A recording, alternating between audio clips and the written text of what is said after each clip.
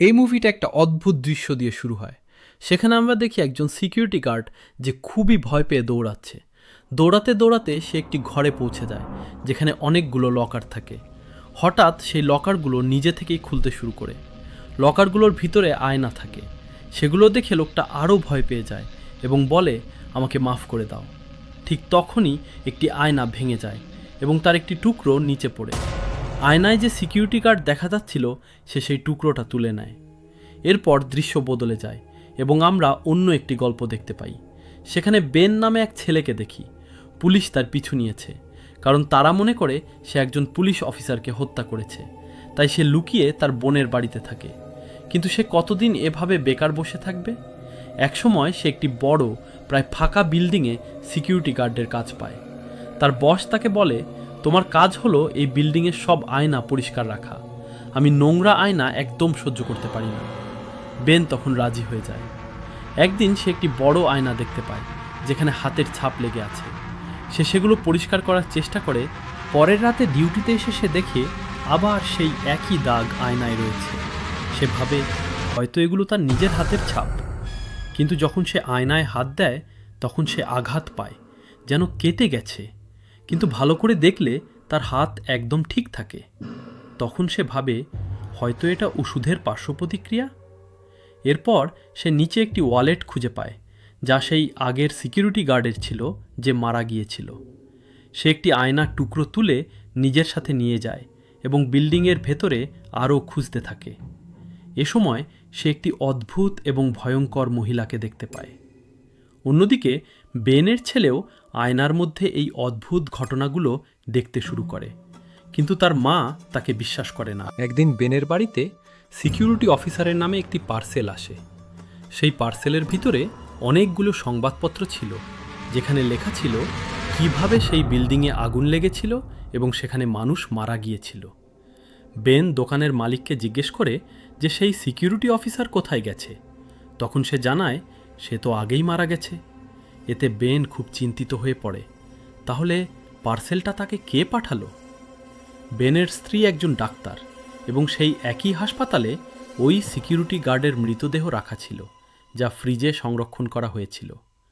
Ben তার স্ত্রীকে বলে লাশটি দেখতে যায়, কিন্তু তখন সেই গার্ডের দেহের প্রতিফলন তাকে ভয়ঙ্করভাবে ভয় পাইয়ে দেয়। অন্যদিকে বাড়িতে বেনের বোনকে দেখা যায়। সে আয়নার সামনে বসে কানের দুল খুলছিল, কিন্তু যখন সে গোসল করতে যায় তার প্রতিফলন আয়নার ভেতরেই রয়ে যায়।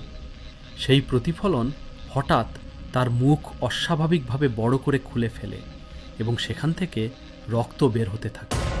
একই সময়ে বেনের বোনের মুখও নিজে থেকেই খুলে যায় এবং সে পানির মধ্যেই মারা যায়। বেন বাড়ি ফিরে এই দৃশ্য দেখে ভেঙে পড়ে। তখন সে বুঝতে পারে এই আয়নাগুলো নিশ্চয়ই রহস্যময় কিছু। তাই সে সেই বিল্ডিংয়ে ফিরে গিয়ে আয়নাগুলোতে গুলি করতে শুরু করে। কিন্তু আশ্চর্যের বিষয়, আয়নাগুলো আবার নিজে থেকেই ঠিক হয়ে যায়। বেন কান্না করে বলে, আমার সাথে এমন কেন করছো? তখন আয়নায় একটি নাম ভেসে ওঠে, যে নামটি সেই সিকিউরিটি গার্ডের মানিব্যাগেও পাওয়া গিয়েছিল। অর্থাৎ গার্ডের মৃত্যু এবং এই আয়নাগুলোর মধ্যে নিশ্চয়ই কোনো সম্পর্ক আছে। কিন্তু তদন্ত করে বেন সেই নামের কোনো মানুষকে খুঁজে পায়নি। এরপর সে সংবাদপত্রগুলো পড়তে শুরু করে, যেখানে লেখা ছিল একজন ব্যক্তি ইচ্ছাকৃতভাবে সেই বিল্ডিংয়ে আগুন লাগিয়েছিল। সে নিজেও ভয়াবহভাবে পুড়ে যায়, কিন্তু এখনও বেঁচে আছে এবং একটি হাসপাতালে রয়েছে। বেন তার সাথে দেখা করতে যায় এবং জিজ্ঞেস করে কেন সে আগুন লাগিয়েছিল। সে ব্যক্তি জানায় তার কোনো খারাপ উদ্দেশ্য ছিল না। সে ওই আয়নাগুলোর কারণে অতিষ্ঠ হয়ে গিয়েছিল। আয়নাগুলো বারবার যে নাম দেখাচ্ছিল, সে সেই মানুষটিকে কোথাও খুঁজে পাচ্ছিল না, আর এ কারণে তার পরিবারও মারা যাচ্ছিল। তাই আয়নাগুলো ধ্বংস করার জন্য সে বিল্ডিংয়ে আগুন লাগায়। কিন্তু তাতেও আয়নাগুলোর কিছু হয়নি, বরং সে নিজেই পুড়ে যায়। এখন বেন বুঝতে পারে যদি সে ওই মানুষটিকে খুঁজে না পায় তাহলে তার পরিবারও মারা যাবে এবং তার নিজের জীবনও ঝুঁকিতে পড়বে। বেন সিদ্ধান্ত নেয় সে সত্যটা বের করবেই। সে আবার সেই বিল্ডিংয়ে যায় এবং খুঁজতে থাকে। তখন সে জানতে পারে এটি আগে একটি মানসিক হাসপাতাল ছিল, যেখানে রোগীদের উপর ভয়াবহ নির্যাতন করা হতো। একটি দেয়াল ভাঙার পর সেই তথ্য জানতে পারে, যেখানে পানি বের হচ্ছিল। এরপর সে এমন একটি জায়গায় পৌঁছে যেখানে একটি চেয়ার ছিল এবং চারপাশে আয়না লাগানো। এটাই ছিল টর্চার রুম, যেখানে রোগীদের নির্দয়ভাবে অত্যাচার করা হতো। এরপর বেন তার এক বন্ধুকে ফোন করে, যে একজন ডিটেকটিভ। সে তাকে হাসপাতালের নাম এবং টর্চার রুম সম্পর্কে জানায়। ডিটেকটিভ বলে, হ্যাঁ, এ নিয়ে একটা বড় কেস ছিল, আমি সেই ফাইল তোমার জন্য নিয়ে আসছি।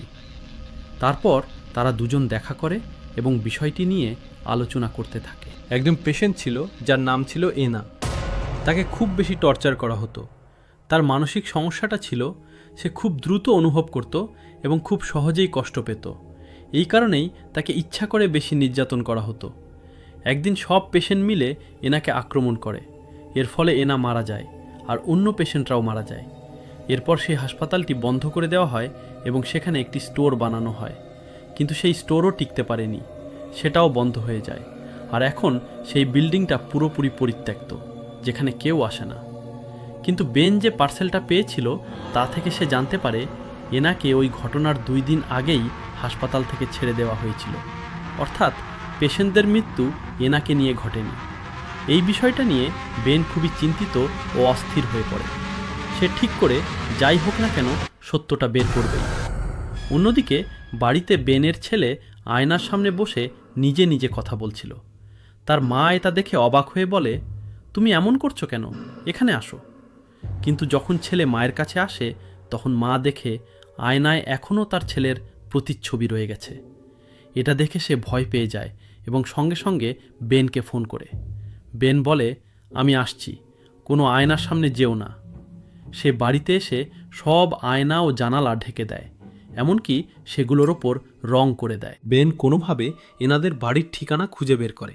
সেখানে গিয়ে জানতে পারে এনা সত্যি মানসিকভাবে অসুস্থ ছিল এবং খুবই আক্রমণাত্মক ছিল। সে খুব তাড়াতাড়ি রেগে যেত, তাই তাকে হাসপাতালে পাঠানো হয়েছিল। সেখানে তাকে অনেক নির্যাতন করা হলেও শেষ পর্যন্ত সে কিছুটা সুস্থ হয়ে বাড়ি ফিরে আসে। কিন্তু বাড়ি ফেরার পর থেকেই বাড়ির সব আয়নায় অদ্ভুত ঘটনা ঘটতে শুরু করে। আয়নায় অজানা মানুষ দেখা যেত। এতে এনাদের অবস্থা আবার খারাপ হয়ে যায়। তাই তাকে এমন এক জায়গায় পাঠানো হয় যেখানে কোনো আয়নাই নেই। বেন তখন বলে, আমি তার সাথে দেখা করব, সে বেঁচে থাকুক বা না থাকুক। এরপর বেন সেই জায়গায় যায় এবং দেখে এনা এখন অনেক বয়স্ক হয়ে গেছে। তাদের মাঝে একটি কাঠের জাল বাঁধা ছিল। বেন তাকে বলে, আপনি কি আমার সাথে সেই মানসিক হাসপাতালে আবার যেতে পারবেন? এনা বলে, না, তখন আমার ভেতরে একটি ডেমন ছিল। যখন আমাকে টর্চার করা হতো সেই ডেমন অনেকগুলো ডেমনে ভাগ হয়ে যায়। আর যদি আমি আবার সেখানে যাই তাহলে সেই ডেমনগুলো, যারা এখন আয়নার মধ্যে বন্দী, আবার আমার ভেতরে ঢুকে যাবে। বেন তার পরিবারকে বাঁচানোর কথা বলে অনুরোধ করে, কিন্তু এনা কিছু না বলে চলে যেতে থাকে। তখন বেন তাকে বন্দুক তাক করে বলে, না, আপনাকে আসতেই হবে। রাতে বেনের ছেলে হঠাৎ করে তার মায়ের কাছ থেকে অদৃশ্য হয়ে যায়। তাকে খুঁজতে গিয়ে তার মা দেখে চারপাশে পানি ভরে গেছে। যখন সে বাথরুমে যায় তখন বাথটাবের ভেতরের প্রতিচ্ছবি তাকে টেনে নিয়ে মারতে চেষ্টা করে। এদিকে উপরে বেনের মেয়ে আয়নায় তাকিয়ে দেখে তার মায়ের প্রতিচ্ছবি, কিন্তু আসলে সে সেখানে নেই। সেই প্রতিচ্ছবি তাকে আক্রমণ করতে যাচ্ছিল। ঠিক তখনই বেনের স্ত্রী কোনোভাবে নিজের জীবন বাঁচিয়ে বেরিয়ে আসে। সে উপরে উঠে এসে তার মেয়েকে নিজের প্রতিচ্ছবি রিফ্লেকশন থেকে বাঁচায়। এরপর সে আবার তার ছেলেকে খুঁজতে যায়। তখন সে একটি জায়গায় পানি দেখতে পায়, আর সেই পানির প্রতিচ্ছবিতে সে তার নিজের ছেলেকে দেখতে পায়। যখন সে তার ছেলের কাছে পৌঁছায় তখন দেখা যায় তাকে সেই টর্চার রুমে নিয়ে যাওয়া হয়েছে, যেখানে আগে নির্যাতন করা হতো। বেন সেখানে গিয়ে বুড়ি এনাকে একটি চেয়ারে বেঁধে ফেলে। এরপর হঠাৎ করে চারপাশের সব আয়না থেকে ডেমনগুলো বের হয়ে আসতে শুরু করে। বেন তখন কোনোভাবে সেই রুম থেকে বেরিয়ে আসে। এদিকে এনা পুরোপুরি ডেমনের কবলে চলে যায়। তার চেহারা খুবই ভয়ঙ্কর হয়ে ওঠে।